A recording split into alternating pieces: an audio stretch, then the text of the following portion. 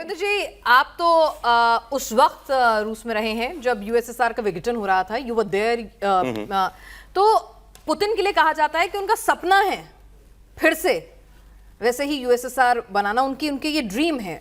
और पुतिन की शख्सियत को अगर मैं आपकी नजर से समझने की कोशिश करूं कि एक ऐसा लीडर, कई लोग कहते हैं भाई बिल्कुल सिर्फ माई वे हाईवे है, अपना एक एरिस्टोक्रेटिक तरीके से सरकार को चलाता है, देश को चलाता है, तो किस तरह से आप उनकी शख्सियत को डिफाइन करेंगे? क्योंकि इस बात को कोई डिनाई नहीं कर सकता भाई, पूरा यूरोप एक तरफ, अमेरिका एक तरफ, पुतिन डटकर खड़े रहते हैं, किसी के आगे झुकते नहीं हैं, और हालात ये पैदा कर देते हैं कि यूरोपियन देशों में भी फूट पड़ने लग जाती है। Thank you. इसको मैं दो तीन तरह से देखता हूं। पहली बात, पुतिन जो हैं ये 90s में मानिए प्रेसिडेंट बना, राइट। वो जमाना था जब सोवियत यूनियन टूटा, पर जो केजीबी और कम्युनिस्ट बॉसेस थे वो पावर में रहे फिर भी। ये जितने कजाकिस्तान, तुर्कमेनिस्तान वगैरह के जो प्रधानमंत्री बने वो वही बने जो केजीबी के हेड थे उस देश में, उस प्रोविंस में, राइट।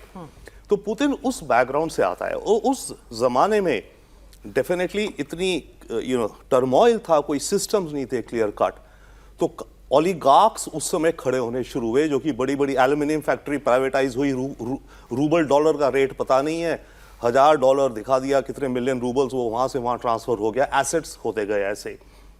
तो ये ओलिगार्क्स भी बनते गए। तो पुतिन उस बैकग्राउंड से, उन स्ट्रगल्स से, उन गेम्स से निकल करके आगे आता है। That is one two his personality, I will say. अब बाकी सब वेस्ट के अगेंस्ट से खड़ा है। यहाँ एक इंपॉर्टेंट पॉइंट है, दो विचार हैं कि पुतिन ये सब कर रहा है, क्यों कर रहा है।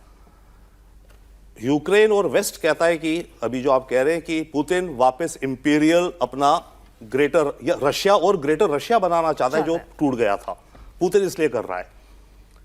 यहां के लोग काफी ये कहते हैं कि पुतिन इसलिए कर रहा है क्योंकि नेटो एक्सपेंशन से रोकना है। देखिए ये दो बड़ी अलग अलग चीजें हैं। पुतिन कर क्यों रहा है? नेटो एक्सपेंशन को रोकने के लिए या फिर अपनी इंपीरियल रशिया बढ़ाने के लिए। मेरे ख्याल से दोनों चीजों का मिक्सचर है जिस कारण पुतिन को जो ये ड्राइव कर रहा है उसकी इस पे। पुतिन ने नो डाउट रशिया के अंदर नेशनलिज्म बहुत जगाया, स्ट्रॉन्ग किया, स्ट्रेंथन किया, पावर कंट्रोल किया। इसने रिलीजन को भी एसिमुलेट करा है। इसकी पावर, उनका जो ऑर्थोडॉक्स रशियन चर्च है उसके जरिए भी बहुत ये पावर लेता है।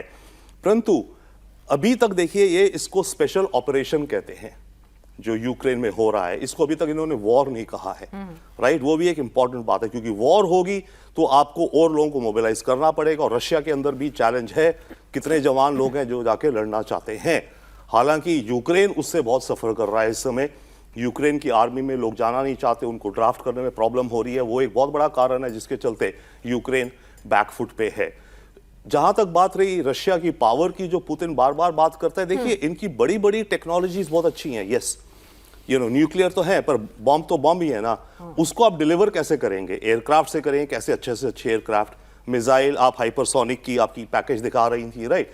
हाइपरसोनिक के ऊपर ये लगा के न्यूक्लियर वेपन कहां से कहां पहुंच जाए। तो गेम इस समय एक तो बड़े वेपन्स में है, डिलीवरी ऑफ न्यूक्लियर वेपन्स दुनिया को दिखाने के लिए कि हमारे पास इतनी है।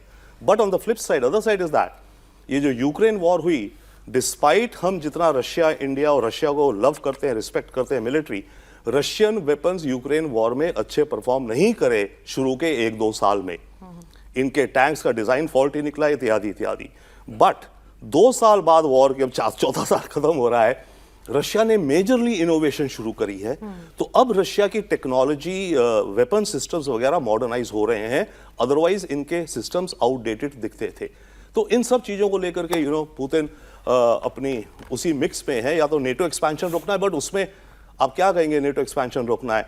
फिनलैंड, स्वीडन ने नेटो को ज्वाइन कर लिया, तो ये तो फेलियर हुआ ना पुतिन का इन दैट सेंस कि अगर आप नहीं चाहते नेटो बढ़े, आपकी जो पॉलिसीज गई ऐसी गई कि उन दोनों ने ज्वाइन कर लिया। या तो आप उनको भी धमकाते nuclear bomb tomorrow, NATO join नहीं करोगे, पर वो तो फटाफट 6 महीने में ज्वाइन कर गए।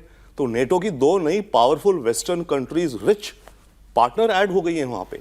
ठीक है, तो पुतिन के लिए भी राह इतनी आसान नहीं है बैक होम, क्योंकि जो वॉर इतना लंबा चलता जा रहा है, और अपना दबदबा कायम रखने के लिए प्रोफेसर अमिताभ यहाँ अगर समझेंगे, जब 2 ऐसी शख्सियत जो रॉबिन जी ने और जिस तरह से प्रोफेसर दीप्ति ने बताया कि जब पुतिन एक बहुत स्ट्रांग शख्सियत है, ठीक है, उनके मुल्क में उनको एक सच्चे देशभक्त के तौर पर, मेक रशिया ग्रेट अगेन के तौर पर ही जाना जाता है। यहाँ मोदी जी हैं, एक मास लीडर हैं, लगातार उनकी पॉपुलैरिटी और सत्ता में तीसरी बार जिस तरह से काबिज होना, तो जब इतने दो बड़े स्ट्रांग लीडर जिनके लिए अपने देश से आगे कुछ नहीं रहता है, वो टेबल पर बैठते हैं, तो क्या कुछ निकल कर आता है? और दोनों की पर्सनल केमिस्ट्री की अगर बात करूं तो कैसे बनती है इतनी स्ट्रांग हेडेड पर्सनालिटीज आपस में दोस्ती?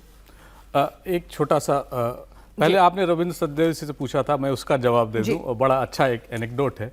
पुतिन साहब से पूछा गया कि क्या आप सोवियत संघ को वापस लाना चाहते हैं या ज़ारशाही को वापस लाना चाहते हैं, तो पुतिन ने कहा बड़े मज़ेदार लहजे में कि जो ये मानता है कि सोवियत संघ का विघटन अच्छा हुआ, उसका दिल नहीं है, और जो ये मानता है कि हम सोवियत संघ या ज़ारशाही को वापस लाएंगे, उसका दिमाग नहीं है। तो ऐसे शख्सियत हैं जो चाहते हैं कि जो वर्तमान रूस है उसको एम्पावर किया जाए, उसको पावरफुल किया जाए।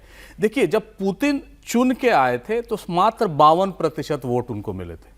जब वो पहली बार 2000 में उनका चुनाव हुआ था, वो चुन के आए थे। पुतिन भारत के 3 प्राइम मिनिस्टर्स को देख चुके हैं, अमेरिका के 5 प्रेसिडेंट्स को देख चुके हैं, फ्रांस के 4 प्रेसिडेंट्स को देख चुके हैं।